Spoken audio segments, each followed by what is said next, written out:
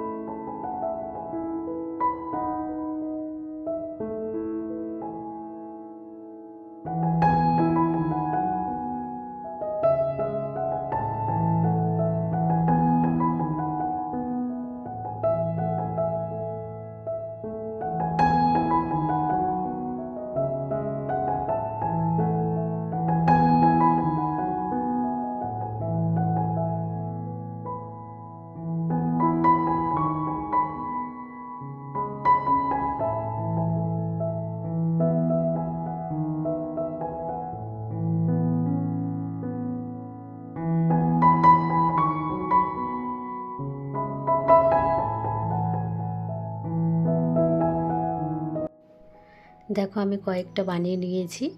তারপরে ছোট ছেলে বাড়িতে চলে এসেছে, ও একটু দাদুর সঙ্গে ঘুরতে গিয়েছিল বাইরে। তো ততক্ষণে আমি কাজটা করে নিলাম। আর দেখো, বাড়িতে চলে এসেছে, তো ওকে একটু সামলাচ্ছি। তারপরে রান্না করতে যাব। কিন্তু রান্না করতে যাওয়ার আগেই দেখো, এখন 10:30টার মতন বাজে। দেখো কি জোরে বৃষ্টি হচ্ছে।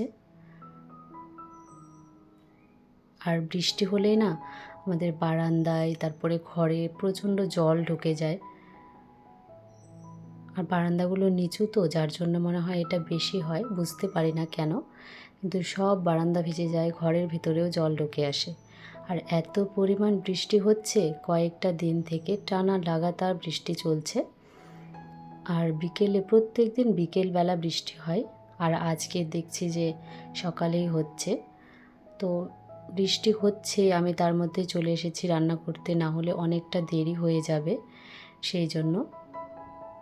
তো রান্না বসিয়ে দিয়েছি, দেখো এখানে একটা সবজির মতন করব। আর এই সাইডে যে তরকারিটা বসিয়েছি এটা আমার বড় ছেলের জন্য, পেঁপে আলু দিয়ে একটু পনির করছি। বেশি মশলাদার খাবার খাওয়া যাবে না, রিচ খাবার খাওয়া যাবে না, সেই জন্য পাতলা করে ঝোল করে দেবো ওর জন্যই।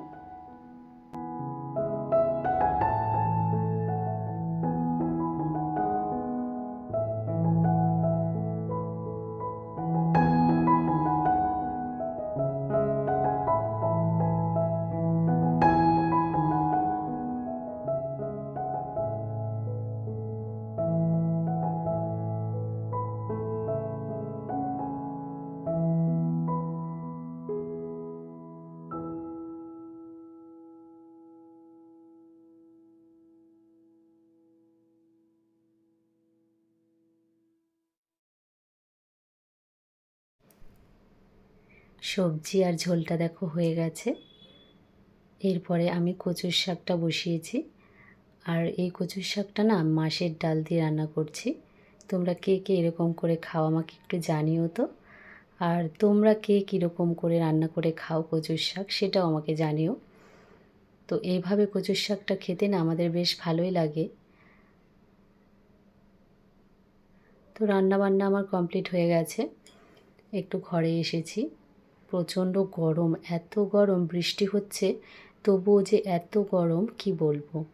তো ঘরে এসেছি, আর ছোট ছেলেকে বড় ছেলেকে খাইয়ে দিয়েছি, ওরা খেয়ে দিয়ে শুয়ে পড়েছে। আর বাড়ির সকলেরও খাওয়া দাওয়া হয়ে গেছে, আমি শুধু খাইনি কারণ আমার খিদে পাচ্ছে না এখন, সেই জন্য আমি একটু পরে আর কি খেয়ে নেব। আর ভিডিওটা তোমাদের যদি ভালো লাগে অবশ্যই লাইক কমেন্ট শেয়ার করে দিও এবং সাবস্ক্রাইব করে আমার পাশে থেকো। দেখা হচ্ছে নেক্সট ভিডিওতে। আর ততক্ষণে তোমরা সবাই সুস্থ থেকো, ভালো থেকো।